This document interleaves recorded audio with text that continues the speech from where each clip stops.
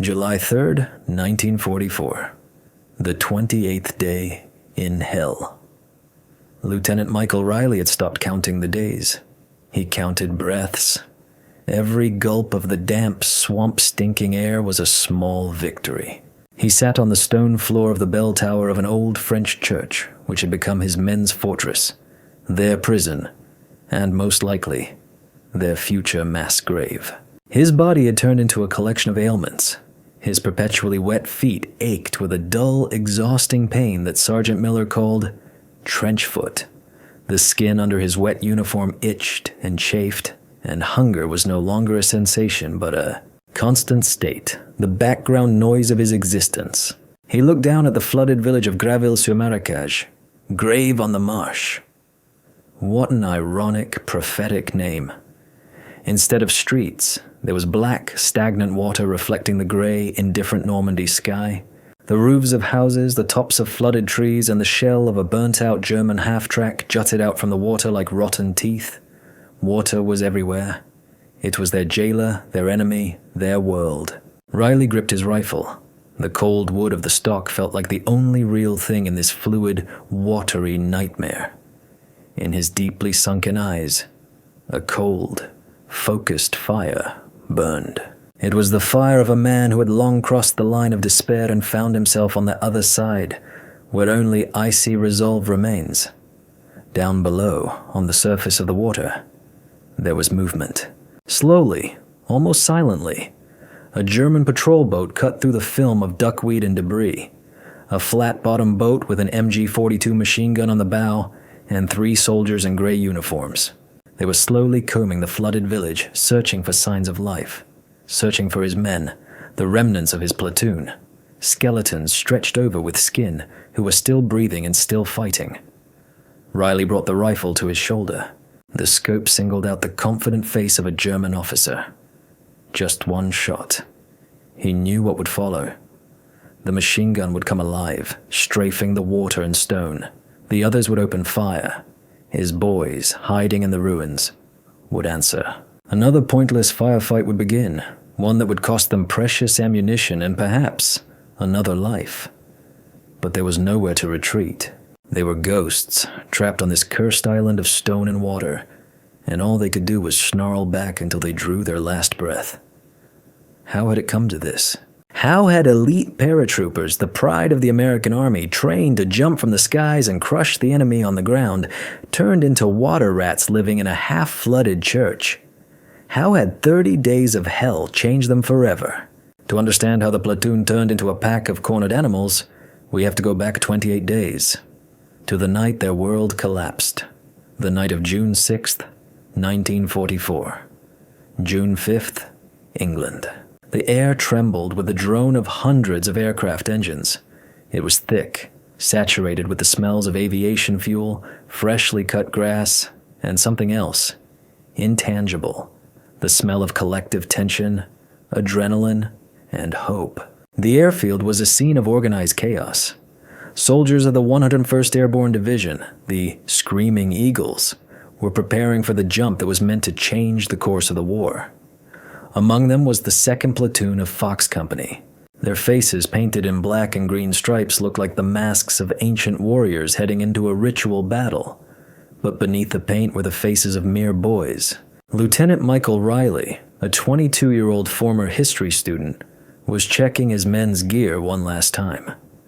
To them, he was the old man, though many were older than him. His calmness was contagious. He moved with confidence. His voice was steady, but a chill hid in the depths of his gray eyes. He carried not only 50 kilograms of equipment on his shoulders, but also the weight of responsibility for 32 lives. Next to him, bursting with pride, stood Private First Class Stan Kowalski, a huge guy from Chicago, a former slaughterhouse worker. He patted his Thompson submachine gun and told tall tales, making those around him chuckle nervously. Kowalski was the embodiment of untamable force. A man who believed any problem could be solved with lead and brute strength. He despised Riley's caution, mistaking it for cowardice. In the shadow of a C-47's wing sat Corporal David Levin, the platoon's radio man. Slender and bespectacled, He looked more like a librarian than a paratrooper. He was checking his radio for the 100th time, his thin fingers habitually flicking the switches. Levin was the platoon's brain, a man who saw the world not as a battlefield, but as a complex system that could be understood and calculated. His weapons weren't bullets, but knowledge. And of course there was Sergeant Frank Miller, nicknamed Pops. At 45, he was old enough to be a father to most of the soldiers, a veteran of the First World War. He had seen it all. His face was etched with wrinkles like a map of old battles. He said nothing, just quietly cleaned his knife, and watched. His presence was calming. As long as Pops was around, it seemed nothing terrible could happen. The youngest among them was Private Jimmy O'Connell, whom everyone called the Kid. He had just turned 18. His eyes shone with excitement and fear. To him, this wasn't a war, but a great adventure he would tell his grandchildren about. In the evening, as the sky turned crimson, Riley gathered the platoon. "Our objective is to capture and hold the bridge over the Douve River near the village of Saint-Côme-du-Mont. It's the key to the exit from Utah Beach. We jump first. It's going to be a goddamn mess on the ground, but we have to assemble at the rally point and execute the order." Questions? There were no questions. Everything was crystal clear. They were the best of the best. They were ready. As they were boarding the planes, Pops Miller approached Riley. "Got a bad feeling, Lieutenant," he said quietly. "Sky's too clear, moon's too bright. The Krauts will see us clear as day." Riley nodded. He felt a knot in his own stomach, but he just clapped the sergeant on the shoulder. "We'll get through, Pups. We always do." That night, sitting in the humming belly of the plane, Riley took out the worn photograph of his wife, Anna, from his pocket one last time. He looked at her smiling face and tried to memorize every feature, as if this piece of cardboard was his anchor, keeping him in the world of the living. He didn't yet know that in a few hours, both this anchor and his entire world would drown in the cold, black water of the Normandy marshes. The black maw of the open plane door spat them out into a roaring, icy hell. The ground below was on fire. Searchlight beams darted across the sky, snatching the white canopies of parachutes from the darkness and turning them into perfect targets. The air was thick with tracers. It whistled, tore, and screamed from the blasts of flak. Lieutenant Riley's C-47 shook so violently that men tumbled over one another. An explosion ripped off part of the wing, and the plane, banking desperately, went down. "Go, oh!" yelled the jump master. It was no longer an order, but a cry of despair. They were jumping into nothing, into a chaos of fire and metal, far earlier and much lower than planned. Riley felt a sharp jerk as his parachute opened. For a moment, there was silence, broken only by the whistle of wind in the lines, and then he saw the ground. Or rather, not the ground.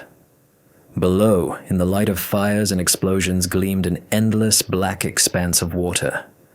A swamp. A mire. He remembered the intelligence reports. The Germans had opened the locks on the Douve River to flood the lowlands and hinder the airborne landings. But no one could have imagined the scale of this catastrophe. The impact with the water was like hitting concrete. Icy cold shot through his entire body, paralyzing his breath.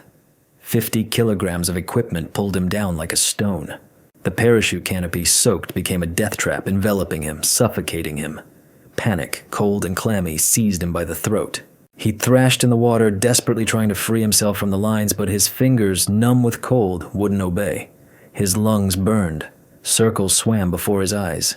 And at that moment, just as he was ready to give up, an iron grip seized his arm. It was Pops Miller. The old man, cursing through his teeth, cut the lines, entangling Riley with a single slash of his huge knife and dragged him to the surface. Riley coughed, spitting up water and bile, his whole body shaking. They were waist deep in a foul-smelling ooze with a viscous, sucking mud at the bottom. Around them, in the darkness, cries echoed. The cries of the wounded, the cries of the drowning, desperate calls for help that quickly faded, ending with a horrific gurgle. They had landed in a gigantic mass grave. Gradually, one by one, survivors began to emerge from the gloom. Kowalski, having lost his Thompson but clutching a pistol, crawled out of the water, sputtering. Behind him, holding the precious radio above his head, waited Levin. Of the platoon's 32 men, only 12 were on their feet. The rest had either drowned, been killed on impact, or were scattered for miles around. They were stunned, soaked to the bone, frozen and terrified. Their plan, their mission, everything they had been trained for, it had all drowned in this cursed swamp. They didn't even know where they were. Levin tried in vain to get a signal. The radio was silent. They were alone, in the middle of an endless watery world, under a hostile sky. And then Riley saw it. A dark silhouette rising above the water a few hundred meters, a few hundred yards, away from them. The stone bell tower of an old church, the only island of solid ground in this kingdom of water. "There," he rasped, his voice barely audible. "We move there." It was the first decision he made in their new world, a decision that transformed them from an attacking unit into a group of survivors. At that moment, standing chest-deep in cold water, surrounded by the remnants of his platoon, he understood. For them, the landing was over, before it had even begun. A completely different war had started, a war for survival. The first 2 days in the flooded church merged into one long, unending nightmare. They were like rats that had escaped a sinking ship onto a piece of floating wreckage. The church, old and built of gray stone, stood on a small hill that had now become an island no more than 50 meters, about 160 feet in diameter. The water had flooded the first floor, turning the nave into a gloomy pool where pews, fragments of icons, and swollen prayer books floated. They took shelter in the choir loft and on the spiral staircase leading to the bell tower. The dampness chilled them to the bone. The cold was a constant, relentless companion. It seeped under their wet uniforms, making their teeth chatter endlessly. They couldn't build a fire. The smoke would have instantly given away their position. During the day, they sat quieter than water, lower than grass, listening to the war rumble somewhere in the distance, beyond the wall of fog and water. At night, the world plunged into an eerie silence, broken only by the croaking of frogs and the splashing of water. Shock gave way to despair. The soldiers, who just 2 days ago had been the army's elite, sat with their heads in their hands, staring blankly into the murky water. Reality had crashed down on them with its full weight. They were trapped. Without food, with almost no ammunition, without communication. No one knew where they were. No one was coming to help. Kowalski was the first to break. "I'm not going to die here like a rat in a barrel," he screamed, his voice cracking. "We have to break out. Make a raft and head west. Our guys are there." "Head where, Kowalski?" Riley replied calmly, though everything inside him was churning. "There are miles of swamp to the west. We don't have a map. No compass. We'll just get lost and drown one by one. At least here we have cover." "Cover? This is a mousetrap," Kowalski raged. "I'm leaving. Who's with me?" Silence fell. No one moved. Everyone knew Riley was right, but Kowalski's desperate words resonated in their hearts. Riley realized he was losing control. Anarchy was more dangerous than any German. He walked right up to Kowalski. "Sit down, Private." "That's an order." Kowalski sneered in his face. "An order? Your orders nearly drowned us all." In the next instant, Riley struck. Not like an officer, but like a street fighter, quick and hard, a headbutt to the bridge of the nose. Kowalski, caught off guard, collapsed onto the stone floor, blood gushing from his nose. Riley, breathing heavily, loomed over him. "Listen to me, all of you." His voice rang with tension. "The old rules are gone. There's only one rule now. Survive. And to survive, we need discipline. Iron discipline. I am your commanding officer, and my orders are law. Any insubordination will be punished. Any panic will be crushed. We're not a platoon. We're the crew of a sunken submarine. And I'm its captain. Is that clear?" He scanned the faces of his exhausted, frightened men. In their eyes, he saw fear, but also something else, a flicker of respect. They saw him not just as a boy lieutenant, but as a leader ready to take full responsibility. Kowalski, wiping the blood, nodded silently. The mutiny was crushed, but Riley knew this was only the beginning. He established a harsh routine. 2 men constantly on watch in the bell tower. No talking during the day. Move only one at a time. Crouched low. He took an inventory. They had 2 clips per rifle, 3 grenades in total. There was no food at all, except for a single chocolate bar that had miraculously survived in the Kid O'Connell's pocket. Riley took it, divided it into 12 microscopic pieces, and handed them out. It was their first meal together in the new world. Hunger, cold, and fear became their constant companions. The soldiers' feet, never dry, began to swell and turn blue. Trench foot, Pops diagnosed. If we don't find a way to dry our feet, half of us won't be able to walk in a week. But how could they dry them when there was only water all around? The situation seemed hopeless. But just when despair began to crawl up their throats again, the quiet and unassuming Corporal Levin spoke the words that changed everything. "Lieutenant, I think I noticed something about the water." All eyes turned to Levin. The radio man, whom many considered almost a civilian, awkwardly adjusted his glasses and pointed to the water surrounding their islet. "I've been watching from the bell tower. There's a current here. Barely noticeable, but it's there. It's coming from the southeast, and it's carrying debris, branches, grass, and something else." He led them to the back of the church, where the water came right up to the wall. The current was indeed pushing all sorts of junk here, creating a small but dense eddy. "Last night, 2 airborne supply canisters washed up here," Levin continued. "They got snagged on that submerged fence over there. They were probably dropped from one of the downed planes." A silence fell. Everyone stared at the dark cylinders, barely visible under the water 20 meters, about 65 feet away from them. Those canisters could contain anything: ammunition, medical supplies, food. It was a chance.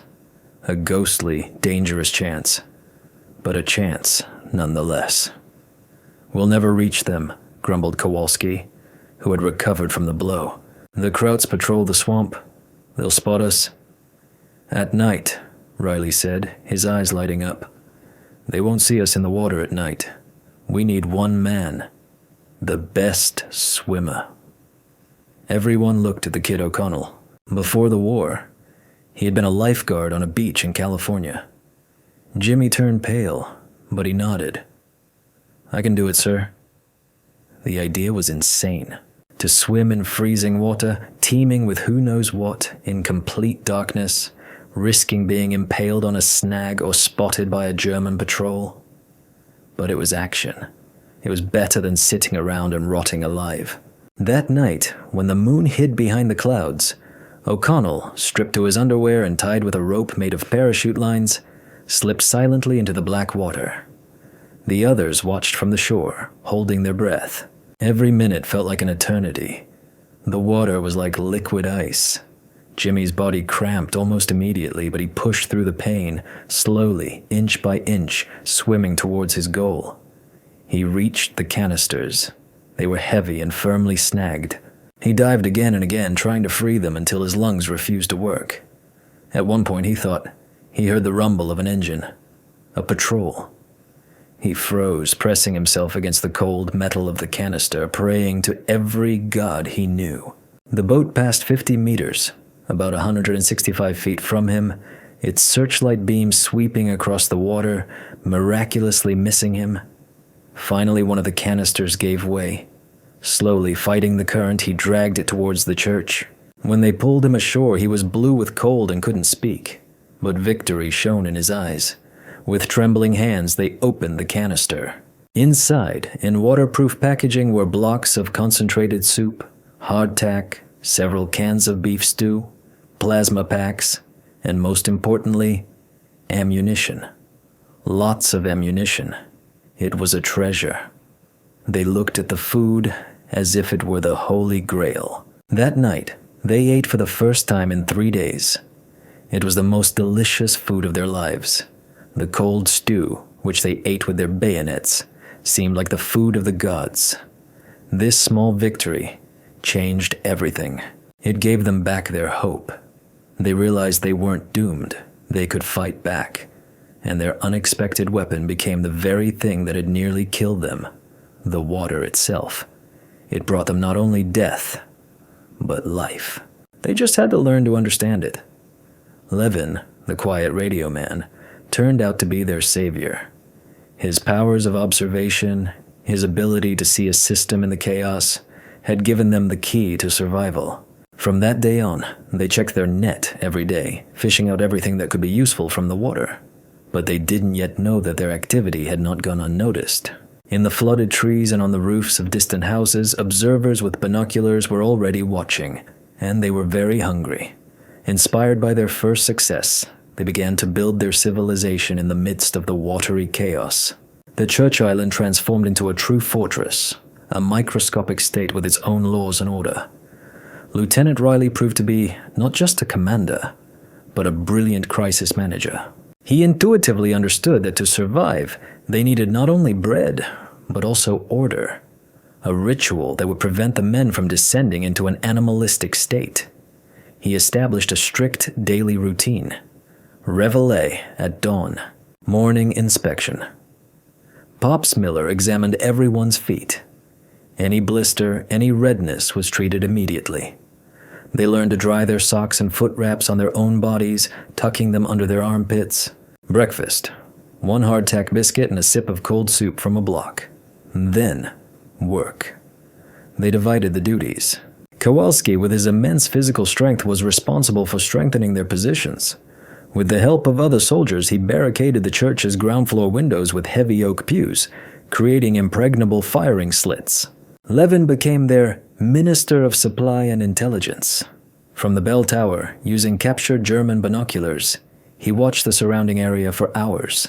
He created a detailed map of their territory on a piece of plaster, marking the routes of German patrols, flooded trees that could be used for cover, and the spots where the current brought gifts, dropped canisters and other debris. He was also in charge of fishing, checking their makeshift net. Pops Miller became their doctor and psychologist. He knew 1,001 soldiers' tricks for survival. He taught them how to collect drinking water by catching rain in parachute silk. He showed them how to use moss from the church walls as an antiseptic. In the evenings, as darkness fell, he would quietly tell stories from his life, distracting the soldiers from their grim thoughts. Riley himself was the brain and the will of this small empire. He made all the strategic decisions: when to conduct raids, how to distribute the meager supplies, how to organize the defense. He instituted a law: every piece of food, every bullet was considered common property. Theft was punished immediately and harshly. Once a soldier, unable to bear the hunger, tried to steal a can of stew. Riley tied him to the church bell for a full day without food or water. There were no more attempts. His cruelty was surgical. He was cutting off the gangrenous part to save the whole organism. The most important element of their civilization was the bell tower. It was their eyes and ears. It was their map, their observation post, their sniper's nest. From its height, they saw a world that was invisible to their enemies. They knew every snag, every current.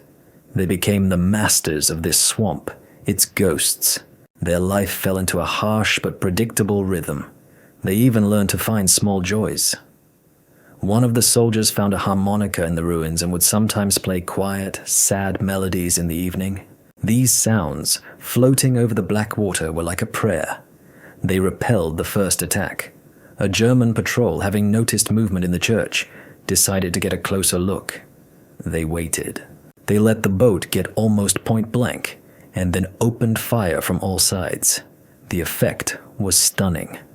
The Germans, not expecting such an organized resistance, were annihilated in seconds. This victory boosted their morale even more. They weren't just surviving, they were fighting. They had turned their prison into a weapon, but their growing organization and stability had a downside. They were attracting more and more attention.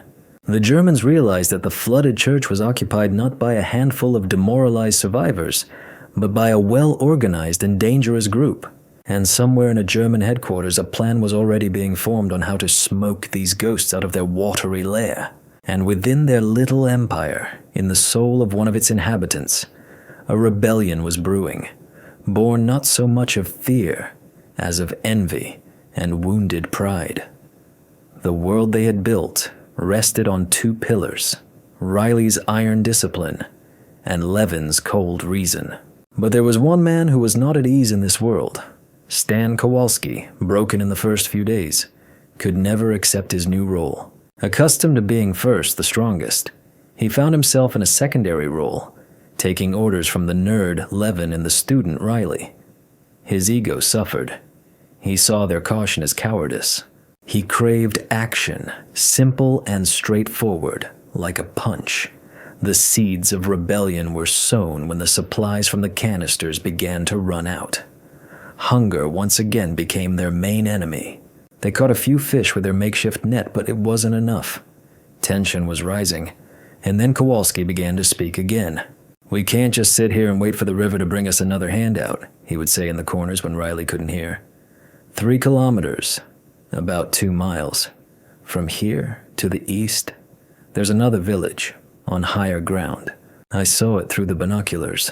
There are krauts there. And where there are krauts, there's food. We should carry out a night raid. Hit them and pull back. His words were a poison that slowly contaminated the atmosphere of their small world. The soldiers, exhausted by hunger and inaction, began to listen. The idea seemed crazy, but tempting. Riley learned about it from Pops. "He's stirring up trouble, Lieutenant. The boys are on edge. A couple more days of hunger and they'll follow him." Riley summoned Kowalski for a talk. They stood in the choir loft, looking down at the black water in the nave. "Your plan is suicide, Stan," Riley said quietly. "We don't know how many of them are there. They have machine guns, mortars. We'll lose half our men before we even get to the village. Better to die in a fight than starve to death like dogs," Kowalski retorted. "You're just scared, Riley. You've gotten too used to hiding behind these walls." "It's not fear, it's responsibility," Riley's voice hardened. "I'm responsible for every one of these men's lives, and I won't let you lead them to the slaughter because of your pride." "And who gave you that right?" Kowalski exploded. "We didn't choose you." "You're just a lieutenant who got us into this hellhole." At that moment, Riley realized that words would no longer solve anything. Kowalski had thrown down a direct challenge. He was undermining the very foundation of their survival, and Riley made a decision. "All right," he said calmly to Kowalski's surprise. "You want to be a leader. You want to lead men into battle. Prove you're worthy. You and I will go on a sortie. Just the two of us. Tonight. We'll conduct reconnaissance, and if you can prove your plan has any chance at all, I'll lead the men behind you myself." Kowalski was stunned. He hadn't expected that. But it was too late to back down. "Deal," he growled. That night, on a small makeshift raft cobbled together from doors and pews, they set off. It was a dance with death. They moved slowly, using poles to push through the flooded forest that separated them from the other village. A dead silence hung all around. At one point, they heard voices ahead. German voices. They froze. Right in front of them, 20 meters, about 65 feet away, on a small patch of dry land, 4 German soldiers sat around a fire. Kowalski tensed. This was his chance. 4 rifles, food in the pot. He was already raising his submachine gun, but Riley sharply grabbed his arm and pressed a finger to his lips. He pointed to Kowalski's side. He turned, and a cold sweat broke out on his skin. In the branches of a flooded tree, directly above the Germans, was a machine gun position. A sniper's eagle's nest. Another machine gun was set up on the roof of the nearest house. It was an ambush. A well-laid trap. They were being waited for. Slowly, trying not to breathe, they began to retreat. When they returned to the church, Kowalski was silent. He sat on the stone floor and buried his head in his hands. He understood everything. His plan would have led them all to certain death. Riley came and sat next to him. He didn't say a word of reproach. He just put a hand on his shoulder. And that gesture was more eloquent than any words. From that day on, Riley had no more opponents. Kowalski became his most loyal and obedient soldier. The enemy within had been defeated. But while they were sorting things out among themselves, the real enemy, the external one, was preparing its main blow. They didn't yet know that their quiet war on the water was approaching its bloody climax. On the 25th day of their watery captivity, hell came to them from the skies. The morning began as usual, with a gray fog hanging over the water. But then they heard the sound, the distinct, unmistakable whistle of a mortar shell. The first round exploded in the water not far from the church, sending up a high plume of mud and water. Then a second, a third. They landed closer. The Germans were ranging in. The mortar barrage was methodical, cold, and relentless. Shells burst on the roof, shattering tiles and crumbled the stone walls. The church, which had seemed a reliable fortress, shuddered with each impact. They descended from the choir loft, hiding behind the thick walls, but it wasn't safe here either. Shrapnel of stone and glass flew in all directions. The screams of the wounded mixed with the roar of explosions. It was the beginning of the end, and everyone knew it. "They're smoking us out like rats," Kowalski shouted, trying to be heard over the din. "To the bell tower," Riley ordered. "From there we can pinpoint their position." Together with Levin, they climbed the spiral staircase. Through the smoke and dust, they saw it. 1.5 kilometers, just under a mile, away, at the edge of the flooded forest, the Germans had set up a position. 2 mortars and a machine gun nest for cover. They couldn't see the mortar crews themselves, but they saw the muzzle flashes. While Riley and Levin were in the bell tower, one of the mortars hit the roof directly above the nave. The wooden rafters, which had stood for hundreds of years, gave way. A huge section of the roof collapsed into the water below, creating a wave that crashed against the walls. Along with the debris, several men who had been in the choir loft fell. Among them was the kid O'Connell. Riley scrambled down. Jimmy was lying at the edge of the flooded space, his leg pinned by a heavy beam. He was alive, but his eyes were filled with terror. Pops Miller was already beside him, trying to give first aid. But then the shelling stopped. An ominous silence fell, and in that silence they heard a new sound, the roar of engines. From 3 sides, assault boats were approaching the church. 10, 12 boats, full of German soldiers. They were coming for an assault. It was a combined attack. The mortars had suppressed their firing points, and now the infantry was moving in to clean up. "To your posts!" Riley roared. They took their positions at the barricaded windows and firing slits. Their last battle had begun. The Germans charged head-on, showering the church with lead from machine guns and assault rifles. The paratroopers answered with sparse but accurate shots. They were conserving every round. Kowalski, manning a captured MG-42, fired short, angry bursts, forcing the Germans to hug the sides of their boats. Levin, having cast aside his radio, was firing a rifle, his face pale but resolute. Riley, like the conductor of this orchestra of death, directed the defense, running from one point to another. But the forces were unequal. The Germans landed on their islet and began to close in on the walls, throwing grenades into the windows. One of the grenades flew into the room where the wounded O'Connell lay. Pops Miller, without a second's thought, threw himself on it, covering it with his body. The explosion was a muffled, terrible sound. The old sergeant, their guardian, their conscience, died, saving the life of the youngest. His death broke them. They realized the church was no longer a fortress. It was a tomb. "Fall back! To the roof!" Riley yelled. They began to fight their way up, to the intact part of the roof and the bell tower, firing as they went. The Germans stormed into the church. Now they were trapped on a small patch above the water with no escape route. Below, in the church, were Germans. In the distance, mortars. They had only a few rounds left per man. The fight continued on the roofs of the flooded annexes and on the narrow platform of the bell tower. Kowalski, wounded in the shoulder, kept firing until he ran out of ammunition. Then he stood up to his full height and started throwing stones at the Germans, which had broken off the walls. Levin, wounded in the leg, continued to provide covering fire for Riley. It was all over. Riley stood at the top of the bell tower, one bullet left in his pistol.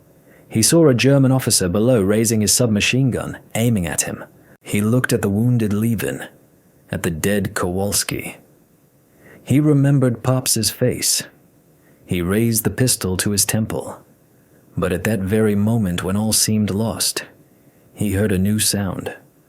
A sound they had been waiting for 30 days. The powerful, growing roar of tank engines and the thunder of cannon fire. But these weren't German tanks.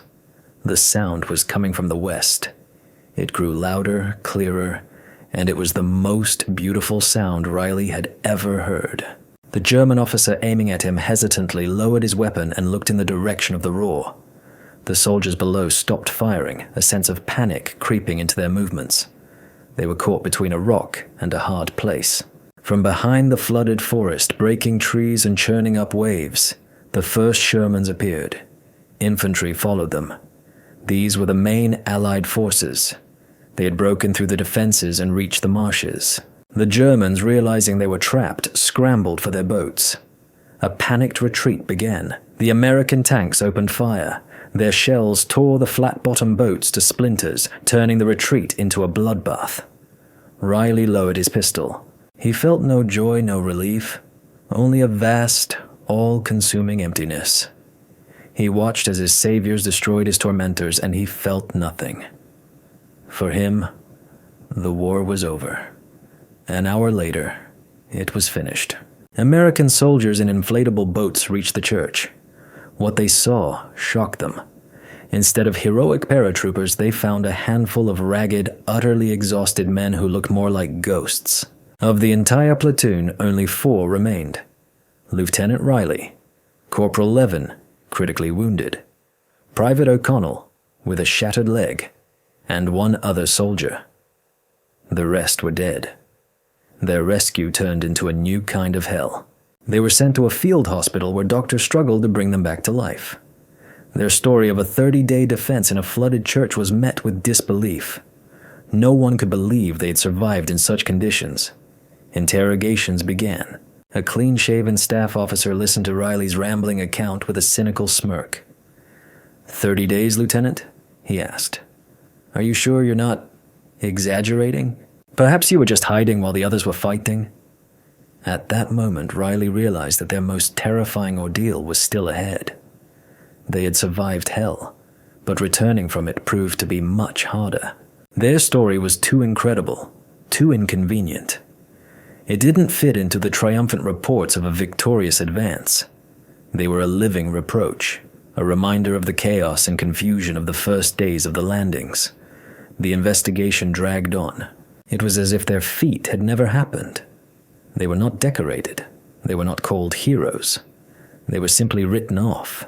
Their little war, their 30-day odyssey in a world of water, became just one of hundreds of similar stories about scattered groups lost in the Normandy marshes. Their brotherhood, forged in inhuman conditions, was destroyed by the bureaucratic machine. They were separated, sent to different units. Their story was buried under a classified stamp, so as not to spoil the statistics. Rescue had turned into oblivion.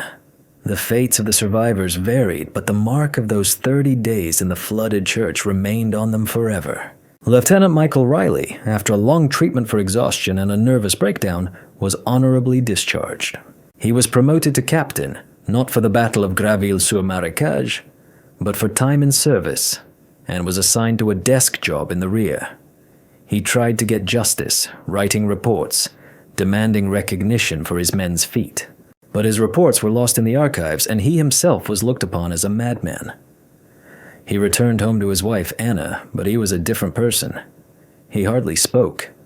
He could sit for hours by the window, watching the rain. He was afraid of water. Any body of water, even a bathtub, triggered panic attacks. At night, he was tormented by nightmares in which he relived the death of Pops Miller and the final battle in the bell tower over and over again. He died in 1962 of a heart attack. He was only 40. The doctor said his heart was as worn as that of an 80-year-old man.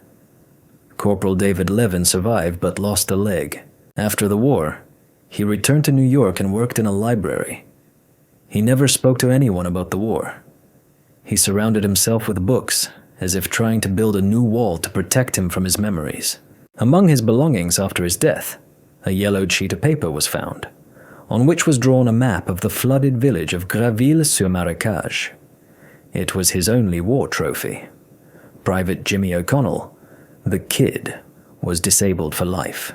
His dream of becoming a lifeguard remained just a dream. He wandered the country for a long time, taking odd jobs. He drank heavily. When drunk, he would sometimes tell his drinking buddies an incredible story about how they held a flooded church for 30 days. Of course, no one believed him. He was considered just another veteran who had lost his mind. Almost nothing is known about the fate of Private Stan Kowalski. According to rumors, he couldn't adapt to civilian life and got involved with crime in his native Chicago. His trail went cold sometime in the mid-50s, and so ended the story of the 2nd Platoon of Fox Company. Their feat was erased from official history. They became a statistical anomaly, an insignificant detail on the vast canvas of the Normandy campaign. They had won their own small local war, but lost in the clash with a soulless war machine and human indifference. Their names are not carved on memorials. No books or films are dedicated to them. They simply vanished, dissolved in time. But history has a strange quality. What the official chronicle forgets, folk memory sometimes preserves. Official history forgot them. In the archives of the 101st Division, there's only a brief entry stating that the 2nd Platoon of Fox Company went missing in action on the night of June 6th. Later, a few survivors were found, but the circumstances of their survival were deemed inconclusive and filed away. But where the document ends, the legend begins. In the village of Graville-sur-Marécage, which was rebuilt after the war, the old-timers would tell their grandchildren a strange story for many years to come. They said that in the first month after the landings, the old, half-ruined church in the swamp was inhabited by ghosts. The ghosts of American paratroopers whom no one saw, but who waged their own war. Local fishermen who dared to venture into those swamps would sometimes hear the sound of a harmonica drifting from the bell tower at night. And German patrols sent into that area often did not return. A belief spread among the German soldiers stationed in that sector about the cursed church, guarded by the spirits of drowned enemies. This story turned into a local legend, a soldier's tale whispered around a fire. The legend of the ghosts of the marsh, of a platoon that followed its order to hold the position, even when that position was underwater. They didn't capture a strategically important bridge. They didn't change the course of a battle. They simply survived. But perhaps that is the greatest feat of all. To preserve one's humanity in inhuman conditions. To build an empire from chaos and despair. To defeat not so much the enemy, but one's own fear and weakness. This story is not a chronicle of a battle. It is a hymn to the human spirit. A reminder that the greatest battles are fought not on generals' maps, but in the hearts of ordinary people. And though their names may be forgotten, their story, transformed into legend, lives on. It lives in the sound of the wind over the Normandy marshes, in the quiet toll of an old church bell, in the memory of those who know that true heroes are not those whose names thunder through eternity, but those who, having found themselves at the bottom of hell, found the strength to look up at the sky and not surrender.